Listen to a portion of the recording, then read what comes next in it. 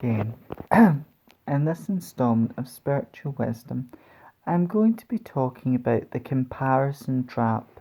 Now, we all do it, we compare ourselves to others, and I think society, social media, Facebook has got a lot to do with it. So, if we look at work, for example, and promotion, we look at someone who has succeeded, they've got a promotion, but then maybe they've moved on to a different work. So we've got to work twice as hard to get that promotion. And maybe we're envious of the person because we have this delusion if other people succeed, then I'm failing. That is a delusion. And to me, even um, working 9 to 5 and 9 to 5 jobs, most people they work a 9 to 5 job in order to pay their bills, in order to survive, and they're lucky if the money they make from that 9 to 5 job um, allows them to live. But the job they work in also has delusions, or gives them delusions, that having to compete with other people, and this feeling, and this delusional need to, you feel like you're in a race. You can feel like you're in a race in the workspace, like you've got to be in other people's levels, or look like them, or be like them in order to succeed. The reality is, you don't have to be like anyone. The best way I can describe comparison is looking at a rose and a lily. Now, there are many people on YouTube. Um, each individual is great and has great information. There are lots of people on YouTube who are very inspirational. My channel focuses on witchcraft, Wicca, paganism, magic, and focuses on self-love and many other spiritual topics. But when I was listening to Lavender is someone I really like to listen to when it comes to self-love. She said, if you look at a rose and a lily, the rose is beautiful in and of itself. The rose does not steal the show, and the rose does not outshine the lily, and the lily does not outshine the rose. They're both beautiful and unique flowers, and on their own. And it's the same in nature. If you look at a tree, every leaf on the tree is unique and beautiful and special, and every flower in nature is unique, and that nature is all one with each other, doesn't compete. And it's just like if we look at witches or magical practitioners in the community, no witch is better than another. And comparison is not the comparing yourself to others. Comparison is the thief of joy. It robs you of happiness and joy. Because at the end of the day, you don't want to look like someone on social media, or be someone else. And when you see people on Facebook or on social media, and it looks like their life is much better than you because they're going nice holidays, they're doing all the things they want to do with their life, the reality is that person is just as bored and as depressed as you. Um, because really they're just putting the highlights of their life. We all have highlights. We've all had amazing and wonderful experiences in our life, and everyone on social media likes to post their highlights. When it comes to comparison, I would never use comparison, never compare yourself to others. When we look at others, we should maybe take inspiration from them. So if I listen to Lavender speak, I'll go, I find that speech what Lavender's given very inspiring. What can I learn from it? And how can I take her words, not use her words, but how can I sort of uniquely make her speech into my own? Or if I look at, now a lot of the things I come up, I think of them, and I'm very creative, and I get very inspired. But sometimes it does well to listen to other inspiring people, and you become like the people you listen to or surround yourself with most. And if you're not able to surround yourself with lots of spiritual people, then listening to them on YouTube or some form of social media is good.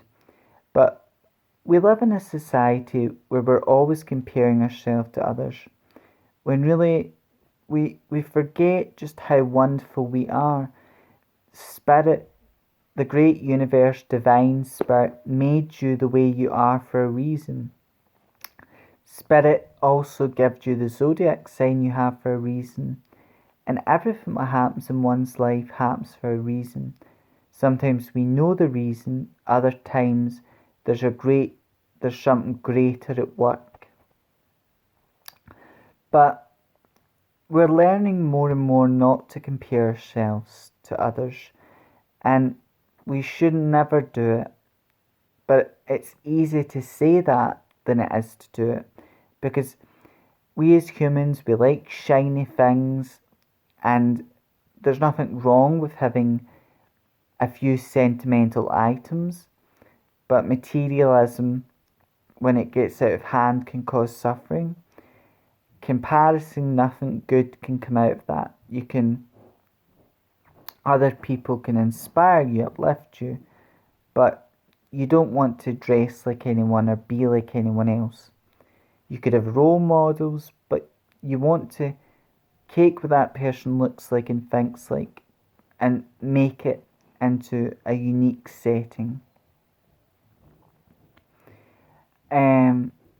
And we've all fallen into that comparison trap. And I think if you're working a 9 to 5 job, everyone's competing with each other. And when they watch a cooking show, for example, a cooking competition, there can only be one winner, but every contestant has got a unique dish to offer. They're all good cooks. They might have a few mistakes or flaws in their cooking, but it's the passion they put into their cooking and the love that make it good. But we all like to watch a competition. But it's another thing we have to. There's so many delusions we have, and so many bad habits we have. What we have to reprogram our mind, and the sooner, once you embrace your uniqueness, but you're a unique spiritual being having a human experience. No one on this earth is like you. No one has your strengths. No one has your flaws and weaknesses, because we're all a mixture of flaws, weaknesses, strengths, our likes and our dislikes, how we think about the world and how we see the world, how we express ourselves. Only you can do that, and we all have something unique to give this world. So it's important we stop comparing ourselves to others. Everything you want to, you could say, well, this individual went to Paris, I want to go to Paris. So you could compare yourself in the sense of going, well, if other people can do it, I can do it. But you don't want to say, I want to be like someone, because, or go, oh, I wish I was in Paris right now, or I wish my life was as good as whoever it would be. That's when it becomes a bad thing, when you start going, oh, I wish I was living my life like this celebrity or whoever it may be. What do you call it? an example could be, now I always confuse them. I think we've always confused them, like, oh, I wish my life was as good as Ant and Dec, or I wish I was doing what they two were doing. You know, I don't, but just as an example.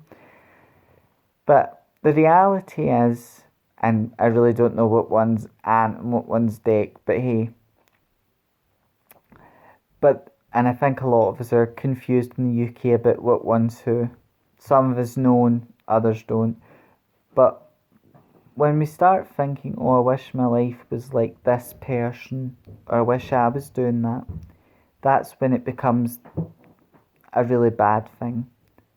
However, I could go on all day about how comparison is a bad thing, but learning what your strengths are and learning what your flaws and weaknesses are, learning who you are is a big part of self-love. Know thyself and love thyself. But in order to love yourself, you must first know yourself and embrace all of you, the good, the bad, and accept it. Just like if you have a family member, you know their strengths and weaknesses, and you love them for all of them, for all of them. Or as the song says, let all of me, I forget who sings it, but let all of me loves you. Let all of me love you, or all of me loves you. So you want to be that way with yourself. All of you loves all of you. Anyway, until the next installment of Spiritual Wisdom, may meet, may part, and meet again. If you like this video and this content, please subscribe. It means a great lot. It really helps my channel out. If you like this content, please hit a like.